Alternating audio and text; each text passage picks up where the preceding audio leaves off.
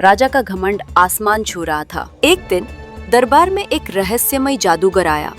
काले चमकते कपड़े, सिर पर चमचमाती टोपी और हाथ में एक सुनहरी चमकती हुई छड़ी। उसने कहा, अगर आप सच में एक न्यायप्रिय और दयालु राजा हैं, तो ये छड़ी फूल बन जाएगी, वरना ये जलकर राख हो जाएगी। राजा हंस पड़ा, मेरे न्याय पर शक?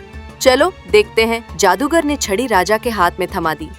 कुछ ही पलों में छड़ी जलने लगी। पूरे दरबार में सन्नाटा छा गया। राजा के चेहरे से घमंड उतर गया, आंखों में शर्म और पछतावा था। उसने धीरे से कहा, मैंने सच्चाई को दबाया, कमजोरों की आवाज को नजरअंदाज किया। तभी जलती हुई छड़ी धीरे धीरे एक खूबसूरत चमकता हुआ फूल बन गई। जादूगर मुस्कुराया और बोला, अपने गुनाह मान लेना, यही सबसे बड़ा जादू है। अगर आपको हमारी कहानी पसंद आई हो तो कृपया चैनल को सब्सक्राइब करें।